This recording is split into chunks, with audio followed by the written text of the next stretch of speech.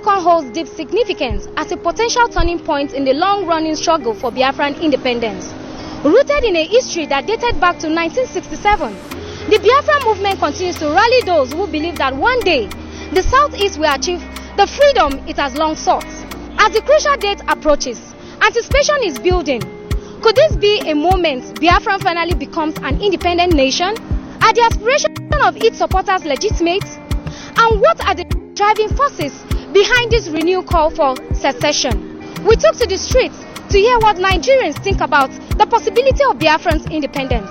It will be very good, but it will spur a lot of things in this country. As you can see, the country is meandering. What I mean, meandering, the country is shaking.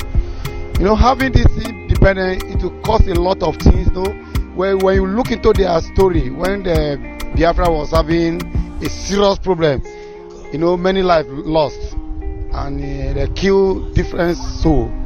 So having independence, you know, it's not going to be something of having it in peace, to be in pieces. Cognizance the fact that there is unity in strength, like the broom symbolizes.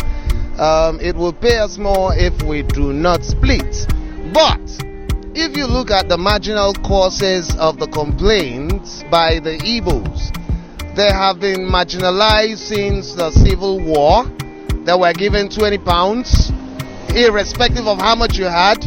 They have been marginalized, they have been stultified, they have been, they have been pressed down. So you cannot blame them. Look at what's happening to Nnamdi Kanu. They have refused to release him. I do not subscribe to Nnamdi Kanu's antics in totality. But look at Igboho. They have allowed Igboho go home. And there are other agitators. Ariwa people are also agitating. So what's the big deal? Well, the call for Biafra independence is actually not something new. It's something that has been going on. I wasn't there when they fought the Biafran war, and with all that I have gathered so far, with all the information, I feel the reason for this call, for this growing Biafra independence that is growing right now, is as a result of non-government inclusiveness. They stay, but the issue is it actually one Nigeria? Is it one love? These are the issues that we are battling with ever since, that one might think of otherwise. You know, if they are carving out, like me, I will not be included. I will not be part of Biafra. But if things will continue going like this and there is a way out for them, let them go and leave us, so that we'll suffer our own.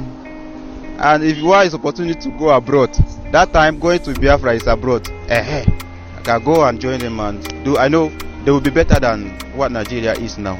We understand, but it's a spirit. You understand? Every Igbo man, you know, has sympathy for the spirit. You understand what I'm saying? When you feel that you're marginalized in any way, there's no way you will not want to express yourself. And those guys are just trying to express themselves. You understand? They have always been peaceful until lately, when we started hearing about issues of violence, because they were being attacked directly on every time. You understand? So I don't know, everything depends on the government. You know, even the United Nations this thing give countries the right, you know, to self-determination. You understand what I'm saying? But you cannot just say you want to have your independence. You know, there must be consent of the country where you belong to. These are some of the issues. You get what I mean?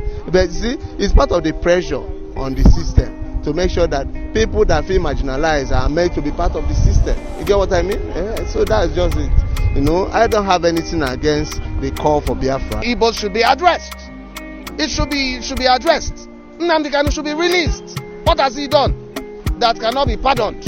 What about the Boko Harams and all that are, you know, pardoned and brought back into the military, and they sabotage all the efforts of the military and all that? They should, you know, I understand the Igbos, you know, but I'm not supporting their antics, you know, in totality, but I support their agitation.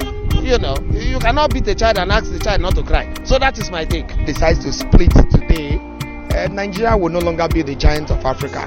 So I believe that what government should do right away now is get the people of the Southeast included in governance.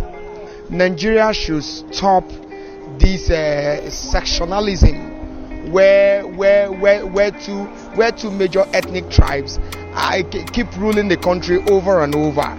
They should try and give somebody from the southeast a chance to rule this country, and it is for the betterment of all. So if these things can be looked at, inclusive governance, I believe the cause for this sectionalization will go down. From government to do for Biafra people, they should settle them. And settle them should not be in problem. It should be in a consideration. They should sit down and ask them what is their major point. If not to share country is their point, we should look into this both sides. Sharing this country, is it going to be good for us? It's something that will be in agreement, not by having a problem. So let government to call their attention and do the needful for them, so that them also will benefit from this country, because we are all Nigerians. There's nowhere they can run to. So if the country is not settled, nobody will be happy. We are all Nigerians. So the government should look into their matters. That's their right. People who are advocating for Biafra independence have a legitimate reason why they shouldn't be part of this relationship. Because I call this a relationship because Nigeria was named as a country by an amalgamation.